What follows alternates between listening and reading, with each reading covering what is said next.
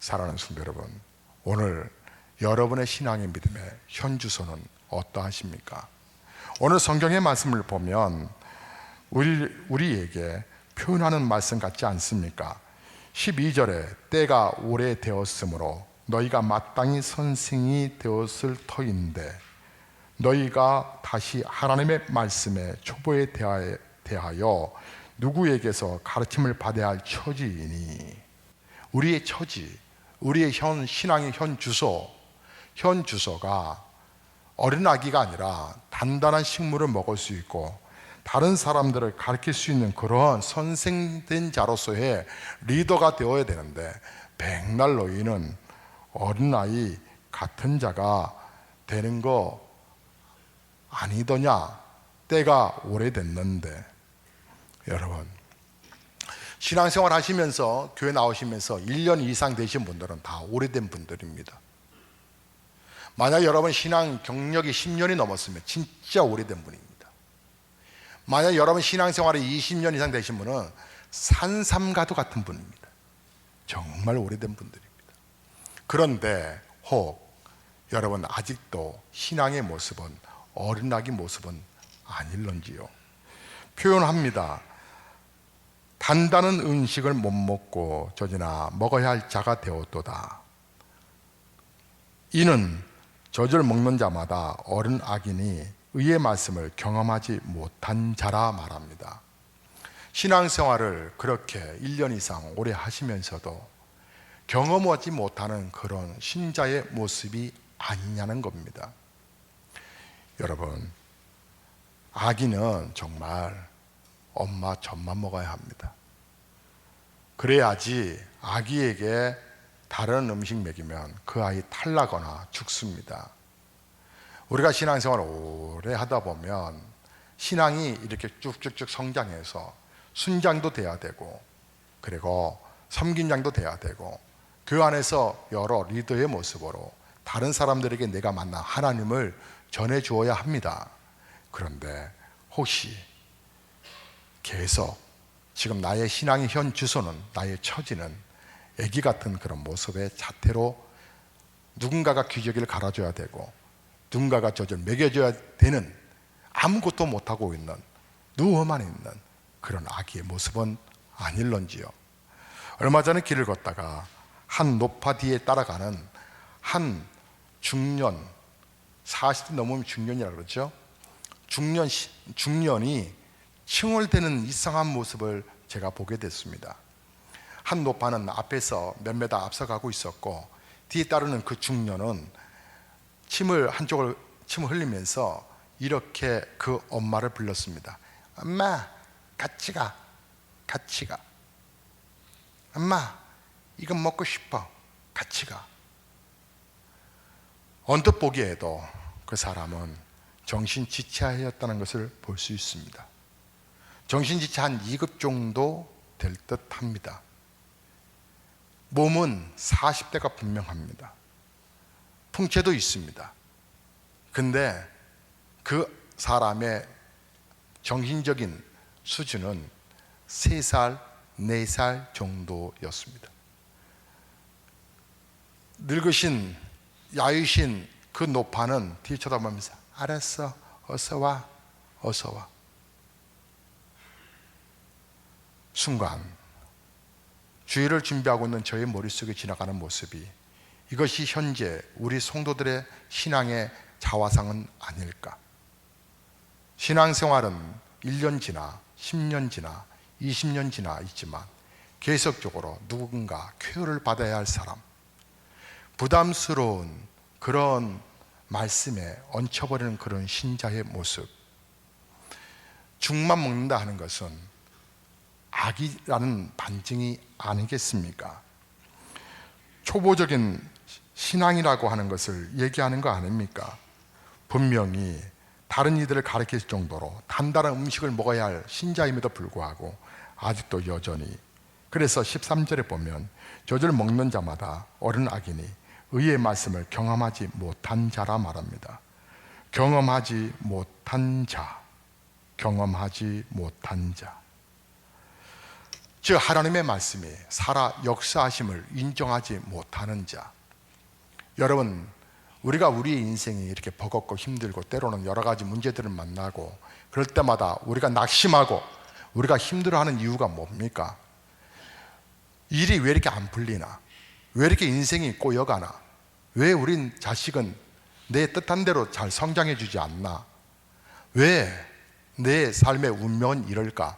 라고 하는 여러 갈등들이 왜 생기는 줄 아십니까? 바로 인생의 주인이 내가 아니기 때문에 그렇습니다.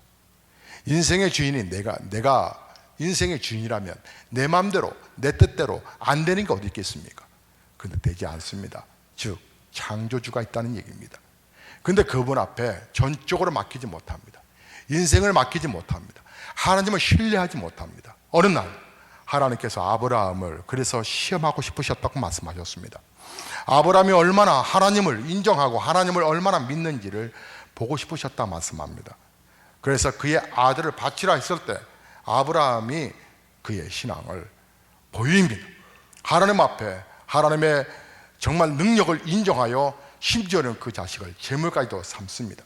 그때 하나님께서 스톱을 시키시고 아브라함아, 네가 나를 사랑하는 줄 이제야 보았다라고 말씀하십니다. 즉 성장된 믿음으로 왔다는 것입니다. 하나님께 온전히 맡기는 사람은 하나님의 주권을 인정하고 하나님께 인생을 맡겨가는 사람입니다. 작은 일들 때문에 노여하거나 걱정하거나 불안해하거나 낙심하지 않습니다. 인생을, 우리의 삶을 하나님께 전적으로 맡겨야 되지 않겠습니까? 맡겨보십시오. 그분이, 여러분, 그 하나님이 여러분을 도와주실 것인데 14절의 말씀을 보면 이렇게 표현합니다. 단단한 음식은 장성한 자의 것이니 그들은 지각을 사용함으로 연단을 받아 선악을 분별하는 자들이라, 이렇게 말합니다. 지각이라는 말을 합니다. 지각이라고 하는 말이 지혜의 감각을 말합니다. 솔로몬이 지혜를 받고 처음 재판한 것이 억울한 여인의 누명을 벗겨주는 것이었습니다. 지혜가 있으면 즉각적으로 문제 해결의 능력이 발동된다는 얘기입니다. 하나님의 말씀이 얼마나 우리의 삶을 풍요롭게 만드는지 하나님께 맡기고 단단한 식물을 먹는다, 그 올라오라 라고 말합니다. 단단한 음식을 먹는 건 아기가 먹을 수는 없습니다. 여러분이 간단하게 확인하실 수 있습니다.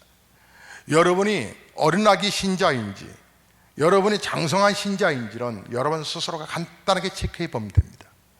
몇 가지를 제가 여쭤볼게요. 여러분 주일이 사모되십니까? 주일 예배 드리는 걸 여러분은 당연하게 소중하게 기쁘게 여기십니까? 주일이 부담스럽지 않습니까? 한번 여러 가지를 한번 체크해 보십시오. 주님이 나를 기다리시는 날, 주님 앞에 내가 예배를 온전히 드리는 날, 매일매일 예배의 삶이지만 특별히 한날에 모든 지체들이 다 모여 함께 예배 드리는 날, 하나님의 위로와 하나님의 또한 말씀, 거룩한 비전, 거룩한 명령 앞에 부여함을 받는 날, 그 주일 말입니다.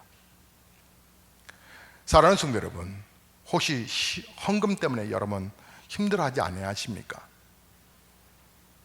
헌금 11조 앞에 여러분 갈등하고 계시지 않습니까? 11조 단단한 식물을 먹기에는 여러분 부담스러워서 체하시거나 그것이 힘들어서 포기한 분 계십니까? 여러분, 여러분의 자녀를 정말 하나님 손에 맡기십니까?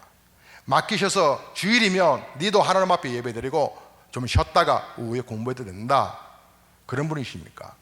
아니면 아이기를 어쨌든 간에 강제든 어쨌든 주일이라도 네 똑바로 학원 가. 저희 어머니는 이런 어머니셨습니다. 제가 아무리 아프고 힘들어도 어렸을 때 어머니는 저를 업고 학교에 데려다 놓으시고 수업이 끝나면 저를 기다리셨다가 업고 집으로 데려오셨습니다. 제 몸이 불덩어리가 되어도 어머니는 아셨습니다. 이거로 죽을 건 아니다. 그래서 어머니는 그 교실에다가 저를 집어넣으셨습니다. 그 어머니, 근데 그 어머니, 제가 교회를 주일날 돼서 가려고 하면 누워 권사이십니다. 누워. 그 이후에 권사가 됐지만, 자식을 하나님께 맡기십니까? 아니면 자식을 여러분이 키우십니까? 아직도 하나님 손에 모든 인생을 맡기지 못하여서 여러분이 성경 말씀에 나와 있는 말씀을 소화하기는 너무나 부담스러워서 하는 척만 하시는 그런 죽만 묻는 신자이십니까? 하나님께 맡겨보자 하고 단단한 식물을 드실 수 있는 분들이십니까? 사랑하는 성도 여러분, 어느 날 어느 아주머니가 70년대 초반에 서울에도 시골에는 별 차들이 많이 지나가지 않을 때 한 용달 같은 조그만 트럭이 마을을 비포장도로를 지나가게 되었습니다. 한 아주머니가 머리 위에다가 보따리를 이고 갑니다. 큰 보따리를 머리에다 이을 뿐만 아니라 그분은 양손에도 또 무거운 짐을 들었습니다. 어떻게 어머니들 참 요령도 좋으세요. 어떻게 큰 보따리를 머리 위에다 이시고 손도 안 잡고 이렇게 지나가실 수 있는지. 그런데다가 철부지 아이라도 있으면 그 아이는 또 엄마 그 보따리 집은 그 손을 같이 잡습니다. 그리고 균형을 이루시고 걷지요. 대단한 어머니들. 한 빈 용달차가 지나가다가 차를 세워서 그분을 타게 합니다. 근데 잠시 후에 보니까 그 아주머니의 그 룸밀러를 딱 보니까 그 아주머니가 용달 뒤에서 어떻게 하고 계시냐면 그 무거운 보따리를 머리 위에다 올리신 그 상태로 올려놓고 한 손을 이렇게 잡고 무릎팍에다가는 두 개의 보따리 잡고 막 이러고 있는 겁니다. 막 비포장 도로니까 얼마나 흔들리겠어요. 차를 세워서 아주머니, 왜 그렇게 불안하게 가세요? 짐 보따리 좀 내려놓으세요. 그 아주머니 나 혼자 타는 것도 미안해 죽었는데 어떻게 짐 보따리를 내려놓을 수 있겠느냐고. 미안해서 내가 못 내려놓겠다고. 우리의 신앙의 현 자화상은 아닐런지요. 하나님을 믿으면서도 계속 문제는 내 머리통에다 올려놓고 있고 내 무릎팍에다 계속 문제덩어리 올려놓고 그리고 믿는다는 척하지요. 그리고 고난과 어려움 오면 하나님께 확 넘겨버리면 되는데 그걸 못 내려놓고 계속 갈등하지요.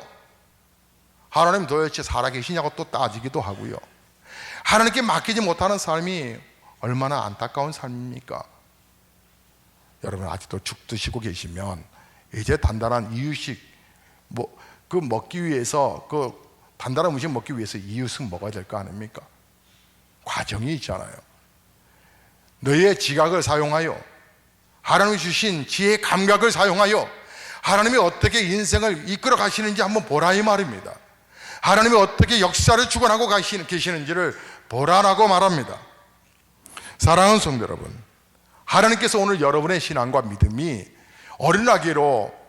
어린아기에서 장성한 믿음의 성장의 모습, 청년의 모습까지 올라오기를 원하는 것입니다. 올라오지 못하면 오히려 부모를 아프게 합니다. 아기 때 큰애를 보니까 젖이 제대로 안 나온다고 애가 이 치아가 조금 나왔을 때입니다. 그 애가요, 지가 먹어야 할 충분한 젖이 안 나온다고 엄마 젖을 막 깨뭅니다. 그러니까 엄마는 막 비명을 지르면서 아프다고 가지고 막 몸살을 합니다. 몸살을 해서 오히려 더 젖은 더 이렇게 불어가는데 물릴 수가 없는 게 얘가 하도 씹어대가지고 아파서 어떻게 할 줄은 모릅니다. 저 자체가 막 나오는 것도 아파 죽겠는데 몸살이가 되는 겁니다. 왜 그래요? 이 아이가 지 마음대로 원할 때 안 나온다고 엄마 젖을 깨물었습니다. 그러면 자식들은 평생 그 은혜를 회개하며 섬겨야 되는데 지금도 지 혼자 다 큰 줄 알고 그럽니다. 자식들이 그러잖아요. 아니 하나님 앞에 겨우 어쩌다가 신앙생활하고 헌금하는 척하고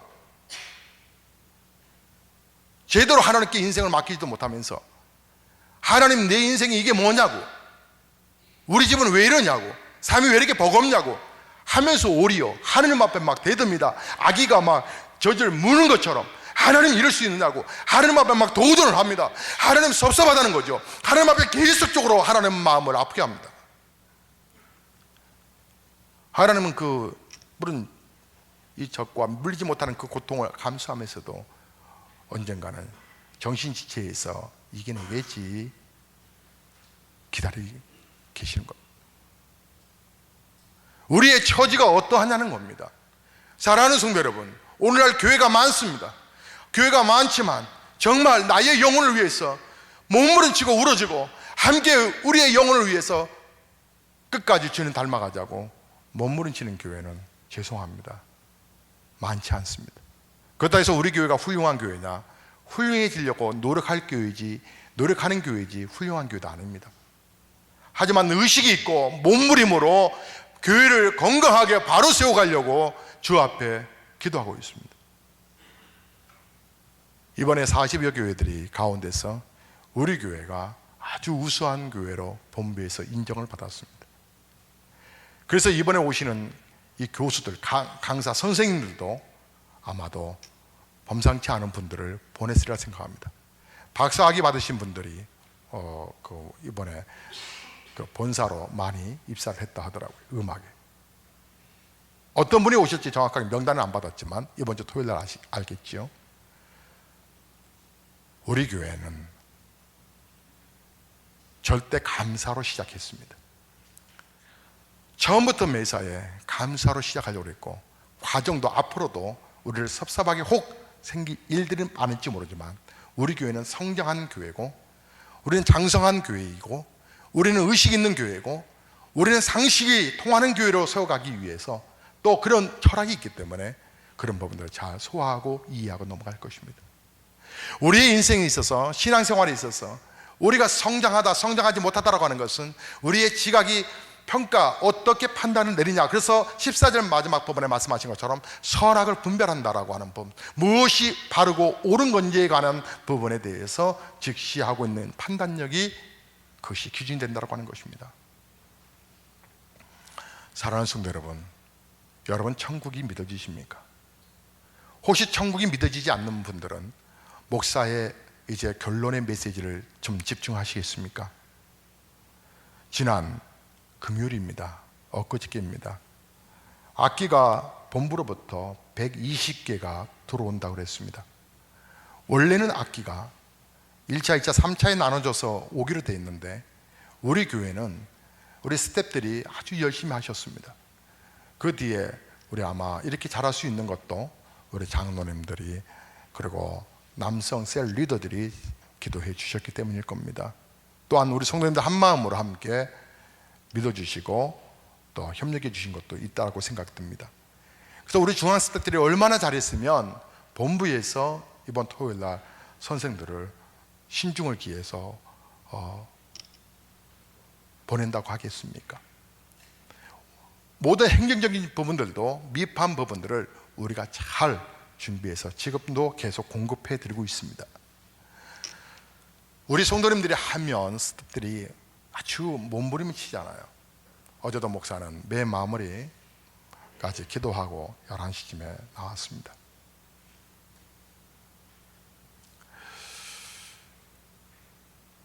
그런데 우리 스태프들이 1차, 2차, 3차에서 악기를 받으면 악기는 택배가 안 된답니다. 왜냐하면 손상 위험성이 여러분 잘 아시는 대로 워낙 고가이니까. 어떤 악기는 수억원이 가는 악기도 있지 않습니까? 첼로 하나에. 우리는 이제 초보적인 부분이니까 그런 것까지는 아니지만 악기 자체는 택배를 하면 손상될, 파손될 위험성이 있기 때문에 직접적으로 이렇게 본사에서, 공장에서 직접 트럭으로 잘 포장해서 오는 건데, 그래서 보관하기가 우리가 쉽지 않으니까, 그리고 올 때마다 택배비를 내야 되니까, 택배비 아니라 운송비를 내야 되니까 한꺼번에 받자. 그래서 지각을 사용하여 지난 금요일 날 받게 됐는데 어디다 놓을까 고민하다가 목양실, 담임 목사 목양실 옆에 조그만 서재가 있는데 그 서재를 좀 정리해 놓으면 어느 정도 쌓을 수 있겠다 생각이 들었습니다. 여러분, 말이 120개지 그러니까 악기점을 운영하는 것과 같습니다. 큰 악기점 악기를 진열하는 것과 같습니다. 당연히 포장되어 있으니까 펼치는 건 아니지만 120개를 한번 쌓아놓는다 생각해 보십시오. 그래서 서재실에 그것을 쌓아놓기 시작했습니다. 쌓아놔야 되니까 그 안에 있는 짐들도 빼야 되고, 또 다른 것들은 박스 있는 거, 서재 사실은 좀 부족해서 그냥 박스에다 집어넣은 책들이 있고, 웬만한 책들은 또 후배들에게 주기도 하고 그랬습니다. 근데 어느 자루에 담겨져 있는 한 박스 속에서 아내가 테이프를 하나를 저에게 주었습니다. 이거 버릴까요? 어떻게 하실까요? 뭐 테이프가 다 늘어지고 그래서, 카세트 테이프 아시죠? 그것을 아내가 발견해서 저한테 줬는데, 제가 너무나 찾았던, 너무나 이게 테이프가 16년 전의 테이프인데 제가 소중하게 여겼던 테이프를 찾다가 못 찾았는데 어떻게 그때 그렇게 발견됐는지 모르겠습니다. 많은 이사를 했습니다. 사택도 많이 이사를 하고, 또 목양실도 서재도 공간 때문에 많이 이동도 했습니다. 그러다가 어디에 숨겨져 버린, 감춰져 버린 그 테이프가 나왔는데, 그 테이프는 제가 한 성도를 그리워하던 그 성도의 목소리가 담겨져 있는 테이프이기 때문에 그렇습니다. 일전에 말씀드렸습니다.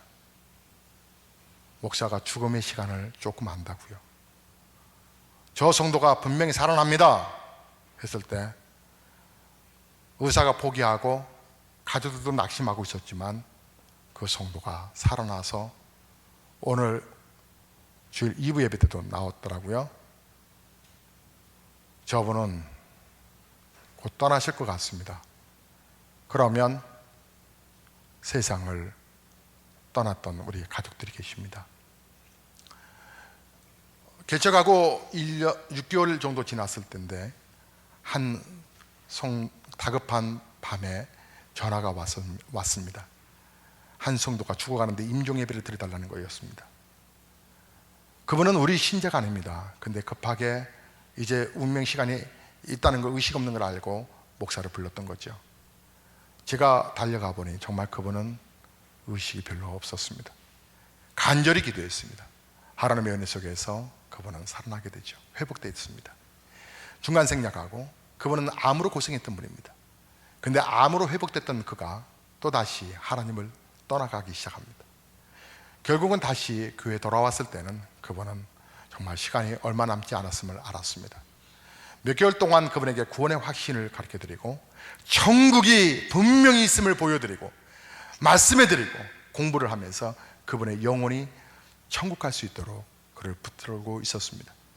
그런데 어느 날인가 목사가 기도하던 중에 그분을 위해서 기도하다가 하나님께서 그분의 영혼을 부른다는 걸 알았습니다. 그래서 그분의 아내를 불렀습니다. 아내에게 연락을 했습니다. 내가 내일 모레 이틀 후에 저녁 7시에 임종 예배를 드리겠으니까 이제 가족들, 친척들을 불러 모으세요. 그랬더니 그 부인이 하는 얘기가, 아니 목사님, 좀 더 계실 것 같은데, 아니요, 하나님 부르실 겁니다. 그래서 이틀 후에 임종 예배를 드리기로 하고, 그의 처제들, 그리고 그의 80이 넘으신 그 노파 할아버지, 할머니, 그러니까 부모님이죠, 형제들, 자식들 앞에 임종 예배 드리기로 했습니다. 그리고 드리기 전날, 그러니까 그 다음 날이 지난 날인데 전화가 왔습니다.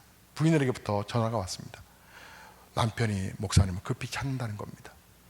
그분은 가정용 산소호흡기를 코에다 꽂고 온몸이 빼시억 말라가지고 암이 퍼졌는데, 그 암이 이렇게 큰 어디 혹이 난 것처럼 다 부었습니다. 이게 다 튀어 올라왔어요. 막 온몸을 이렇게 만져보면 암덩어리야. 온몸이 다 퍼진 상태입니다. 머리에도 막 다 만졌죠. 그분, 안타까운 그분이 나지막한 목소리로 그랬습니다.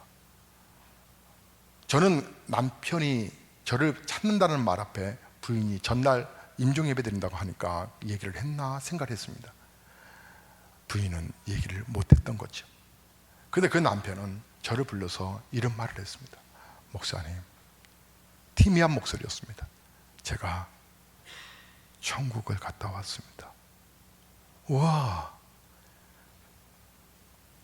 지난 감염에 천국 꿈을 꾸셨군요. 너무 좋죠. 그런데요, 제게 주님이 저를 맞이해 주셨지만 제게 상이 없었습니다. 그리고 밑에를 쳐다봤습니다. 지옥불 속에, 고통 속에 있는 수많은 영혼들을 봤습니다. 제가 그곳에 있지 않냐 한 것이 감사했지만 천국에서 제가 아무 상 없이 있는 것이 주님 앞에 부끄러웠습니다. 부인은 제가 안방에서 그분과 대화하는 사이에 저에게 차를 대접하라고, 차를 대접하니라고 이제 주방으로 가셨고, 저는 제 아내 좀. 그래서 그 부인을 불렀습니다. 집사님, 부인이 왔습니다. 그분이 그런 말을 했습니다. 여보, 내 말 잘 들으라고. 내가 천국을 갔는데 내게 상이 없다. 내 영혼을 끝까지 지켜준 목사님, 목회에 필요하실 거 많을 텐데 돈을 드렸으면 좋겠다고. 저는 한 1, 200, 3, 400 이 정도 부분을 생각했어요. 교회다가 마지막 하시려나 보다, 감사헌금 하시려고 하나 보다. 근데 그분이 그런 말을 해요. 목사님께 1억을 드리라고. 저희 아내가 고개를 끄덕끄덕 하면서 그 남편을 끌어안습니다. 목사님, 내가 이 얘기하려고 목사님 불렀다고. 다음날 정한 시간에 7시에, 저녁 7시에 예배를 드렸습니다. 예배 드리고 나서 가족들에게 한마디씩 다 얘기를 하게 했습니다. 동생에게도, 처제에게도, 자식들 형제 아들들에게도, 그리고 부모님에게도. 그분은 누워있는 상태로 소파에 누워서 거실에서 거친 숨을 내쉬며 다 한마디씩 유언하고, 가족들도 사랑한다라고 고백하고, 내가 미안하게 잘해주지 못했던 거 용서해달라고 서로 얘기하고, 그렇게 마무리를 하면서 목사에게도 한마디 하라고 그랬습니다. 그랬더니 그분이, 목사님, 나의 영혼 지켜주셔서 감사하다고, 그리고 성도들 고맙다고, 그리고 그분은 찬송하고 기도하고 몇 시간 지나서 죽었습니다. 그때 우리 예배 드렸던 그 예배가 녹음됐던 그 테이프였는데 그 테이프가 발견됐다는 사실입니다. 그 테이프, 이 악기 운반하려고 그다 잠시 보관하려고 나왔던 그 테이프를 찾았던 겁니다. 그 테이프를. 근데 중요한 건 16년이 지난 지금, 제가 그 당시 36살이었는데 16년이 지난 지금 이 테이프를 들을 수 있는 카세트가 없습니다. 요즘 다 CD잖아요. CD. 이거 듣고 싶은데, 이 테이프를 듣고 싶은데, 근데 순간 역시 하나님은 멋진 분이십니다. 제가 그랬죠. 하나님 이거 좀 들을 수 없을까요? 그랬더니 하나님께서 제 마음속에요. 마음속에, 너는 항상 왜 가까이 있는 걸 못 찾냐? 그런 생각이 들어요. 예? 네 차 있잖아. 네 차 오래됐잖아. 약 20년 가까이 됐잖아. 그게 테이프 있잖아. 테이프, 그 카세트 테이프 한 번도 안 들어봤지? 들어봐. 그 생각 언뜻 드는 순간에 그렇지. 그리고 차에 들어가서 시동을 틀고 테이프를 휙 넣었습니다. 그랬더니 들리는 소리들이 나옵니다. 테이프가 늘어진 소리들만 들립니다. 그러다가 소리가 뚜렷하게 들리기 시작합니다. 끝부분에 속에서 예배 드리고 있는 모습 속에 마지막 아내에게 하는 얘기, 그런 얘기들이 딱 들려옵니다. 그분이 좋아했던 찬송이, 후렴이 주여 주여 내 말 들으사 죄인 오라실 때에 날 부르소서. 그 곡이 나옵니다. 근데 목사의 소리가 들립니다. 36살 먹은 목사의 소리가 들리기를, 이제 권찰님만, 제가 세례 베풀었던 성도인데 권찰님만 불러보세요. 그랬더니 테이프 속에 희미하게 들려옵니다. 곧 죽음을 앞에 둔 성도의 마지막 절규의 소리가 들려오기 시작합니다. 제가 빨리 휴대폰을 열어서 녹음을 하기 시작했습니다. 그 성도의, 내가 듣고 싶었던 성도의 목소리가 들려옵니다.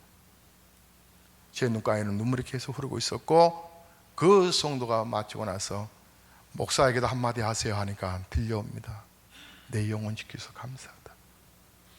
목사는 교회 꼭 부흥시켜달라고, 내 천국에서 보겠다고, 보면서 기도하겠다고. 그 성도의 마지막 소리, 그 옆에 우리 장화평 안수 집사님의 목소리도 들려옵니다. 아멘, 아멘 하는 목소리가 들려옵니다. 궁금하시면 예배 끝나고 목욕실 오시면 똑같은 거 일부를 들려드리겠습니다. 그 성도가, 그 임종예배 드렸던 그 성도가 세상을 떠난 그 나이가 몇 살인 줄 아십니까? 52살.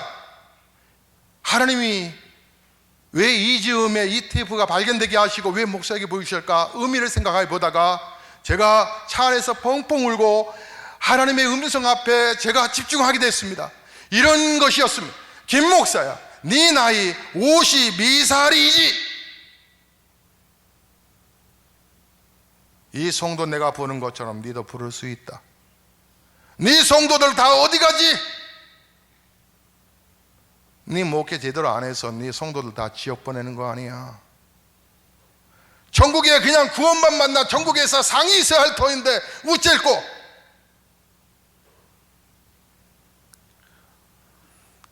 제가 그날 금요성회 때에 금요성에 나온 성도들에게 들려드렸습니다. 그 테이프의 소리를.